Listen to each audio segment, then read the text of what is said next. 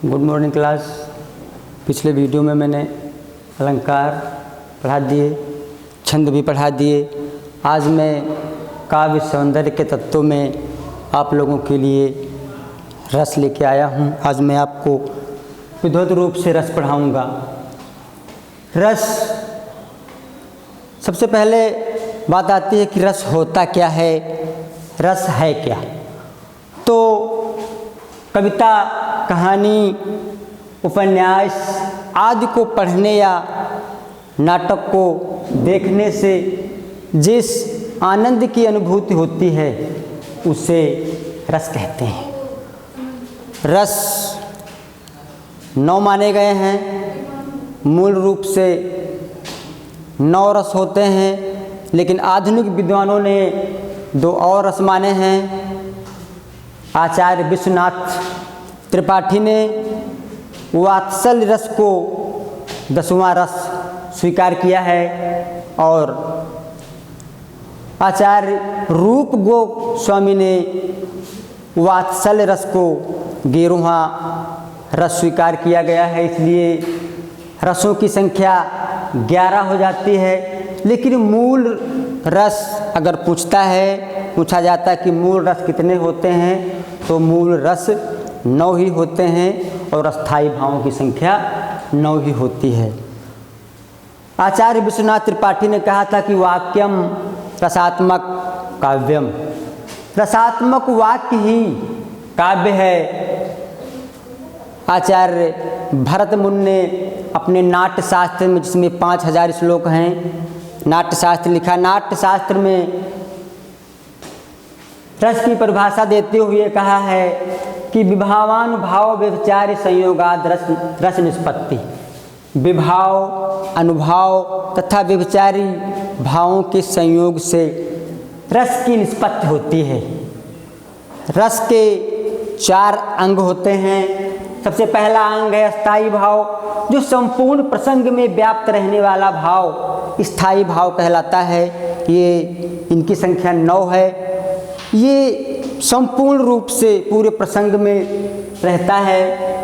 विभाव, जो व्यक्ति वस्तु परिस्थितियाँ अस्थायी भावों को जागृत करती हैं, जो परिस्थितियाँ जिनके कारण अस्थायी भाव जाग जाते हैं, क्योंकि हमारे मन में अस्थायी भाव तो पहले से ही होते हैं, लेकिन जिन परिस्थितियों के कारण हमारे अस्थायी भाव जागृत हो जाते हैं, जाग जाते हैं, उन परिस्थितियों को हम विभाव कहते हैं। ये 2 प्रकार के होते हैं, आलंबन और उद्दीपन। आलंबन का मतलब है जिनका सहारा लेकर के, जिनके द्वारा अस्थायी भाव जागते हैं, उन्हें आलंबन कहते हैं। और उद्दीपन, आलंबन के भी दो भेद होते हैं। एक होता है आश्रय, दूसरा है विषय।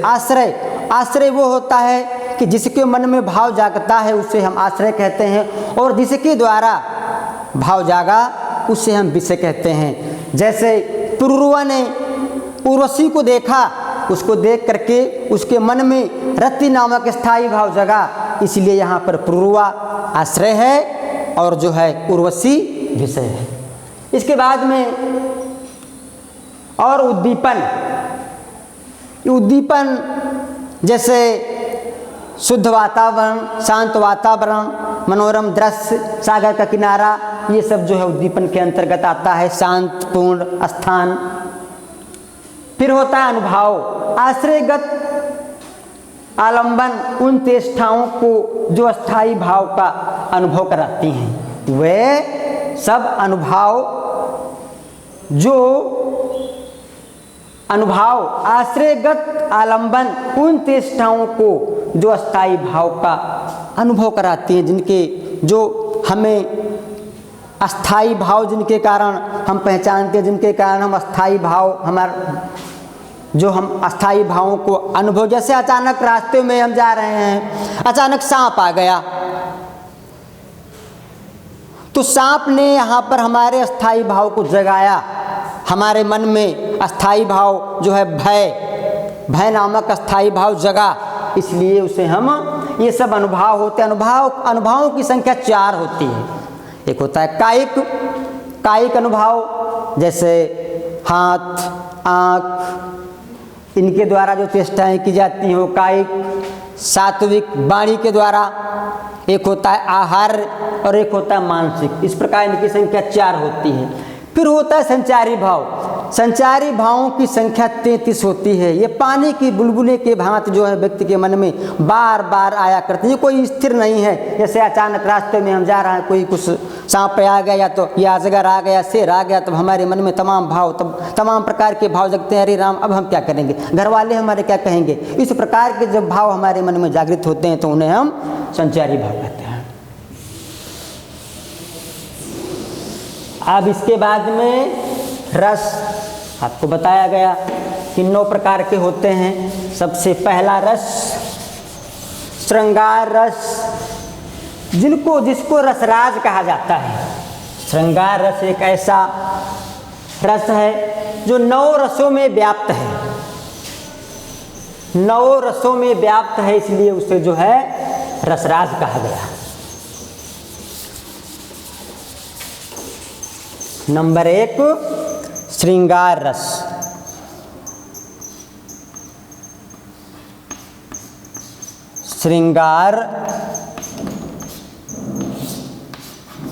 श्रृंगार रस सहृदय के व्यक्ति में,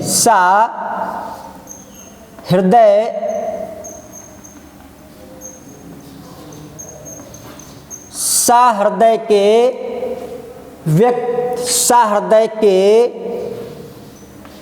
चित्त में, या कह लीजिए मन में, सहृदय के चित्त में रति नामक सहृदय के चित्त में रति नामक स्थायी भाव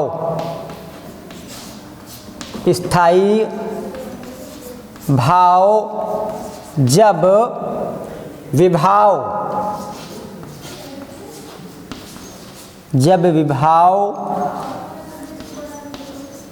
अनुभाव तथा संचारी भावों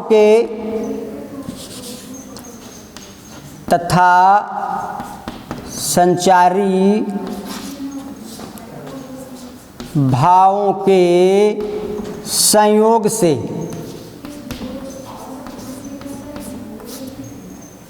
सहृदय के चित्त में रति नामक स्थायी भाव जब विभाव अनुभाव तथा संचारी भावों के संयोग से, सहृदय के चित्त में रति नामक स्थायी भाव जब विभाव अनुभाव तथा संचारी भावों के संयोग से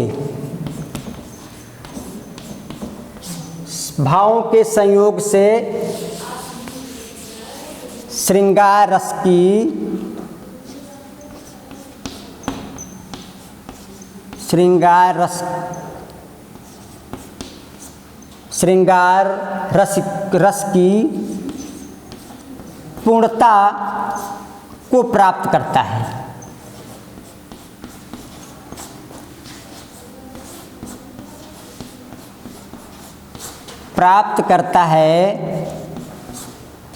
करता है तो वहाँ श्रृंगार रस होता है। इसका स्थायी भाव होता है रति। जैसे अब इसके 2 पक्ष होते हैं। नंबर 1 होता है संयोग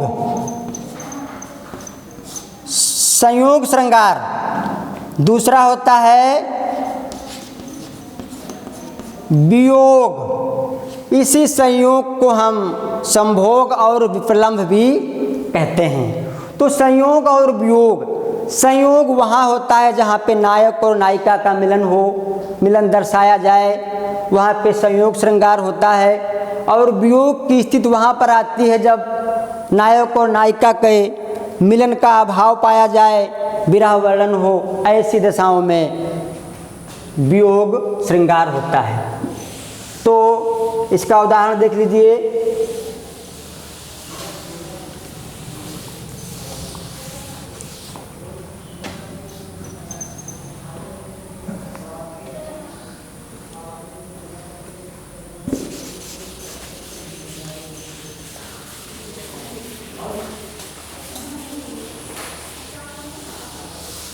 जैसे बतरस लालच लाल की, बत रस लालच,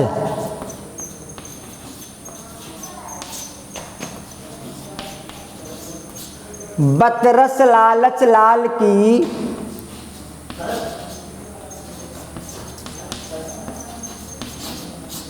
मुरली धरी लुकाए, मुरली धरी लुकाए, सौह करे, सौह करे, भौहन हंसे, भौहन हंसे, सौहन करे भौहन हंसे, दैन कहो नट जाए। बतरस लालच लाल की मुरली धरी लुकाए, सौह करे भौहन हंसे, दैन कहो नट जाए।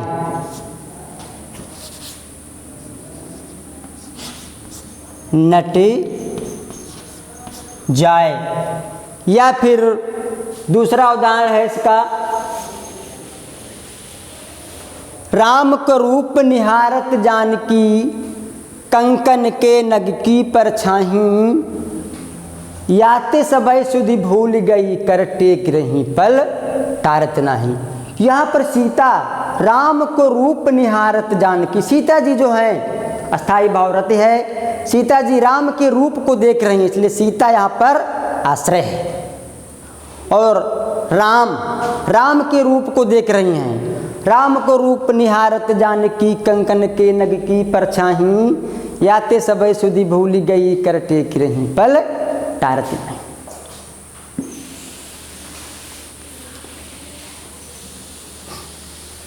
दूसरा उदाहरण देख लीजिए,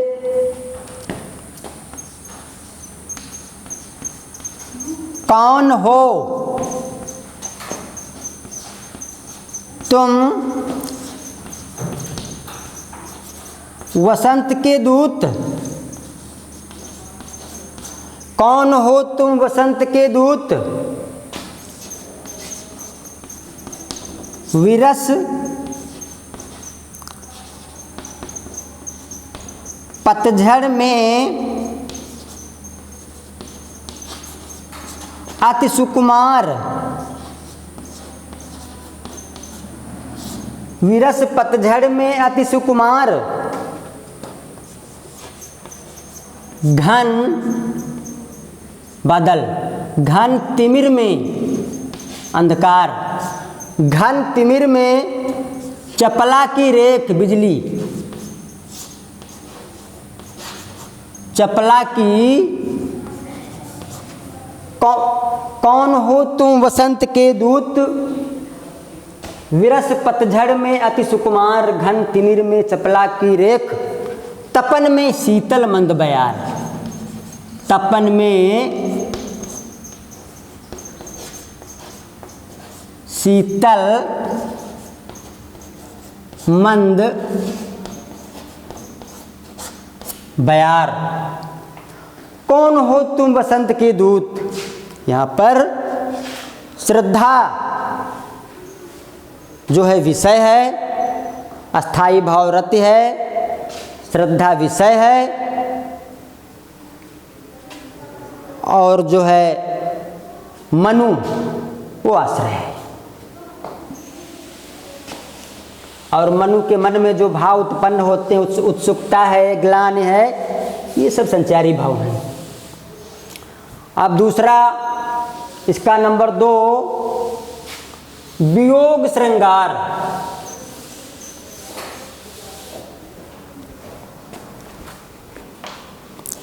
नंबर 2 इसका दूसरा भाग है वियोग, वियोग श्रृंगार।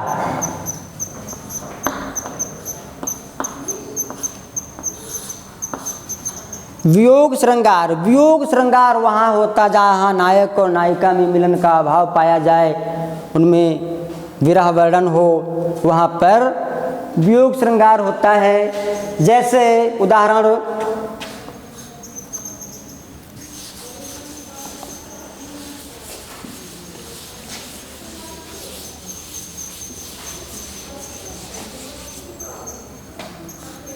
हे खग हे खग हे मृग, हे खग हे मृग मधुकर श्रेणी, मधुकर श्रेणी, मधुकर श्रेणी, हे खग हे मृग मधुकर श्रेणी तुम देखी, तुम देखी सीता, सीता मृग नयनी, तुम देखी सी, हे खग हे मृग मधुकर श्रेणी तुम देखी सीता मृग नयनी। क्या तुमने सीता, राम पूछते हैं वियोग में कि हे खग हे मृग, क्या तुमने बड़ी बड़ी मृग के समान आँखों वाली सीता को देखा है?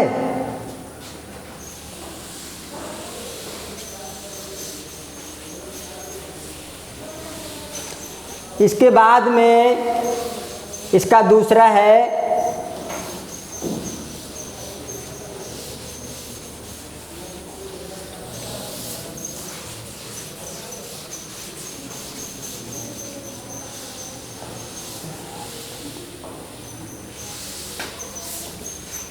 दूसरा हास्य रस, हास्य, हास्य रस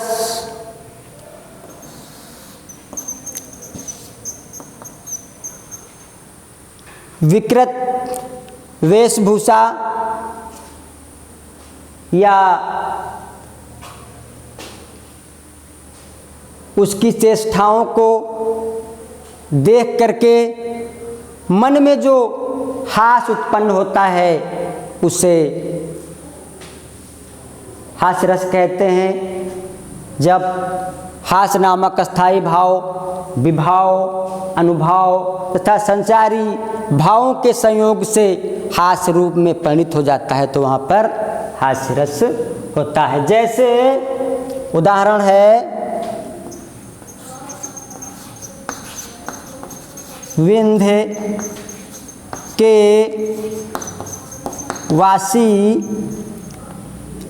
विंध्य के वासी उदासी, विंध्य के वासी उदासी, विंध्य के वासी उदासी तपोव्रतधारी, तपोव्रत, तपोव्रत है, तपोव्रतधारी महाविन, महाविनु नारी दुखारे,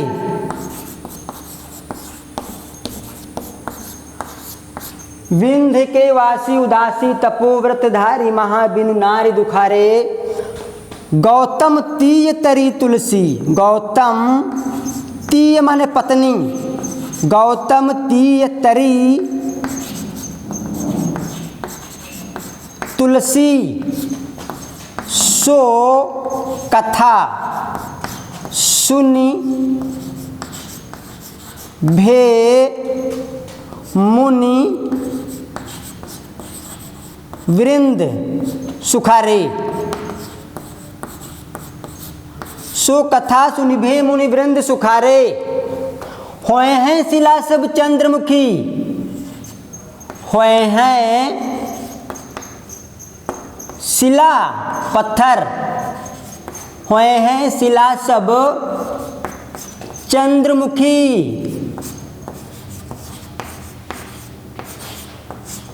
परसे मद, परसे पद मंजुल कंज तिहारे,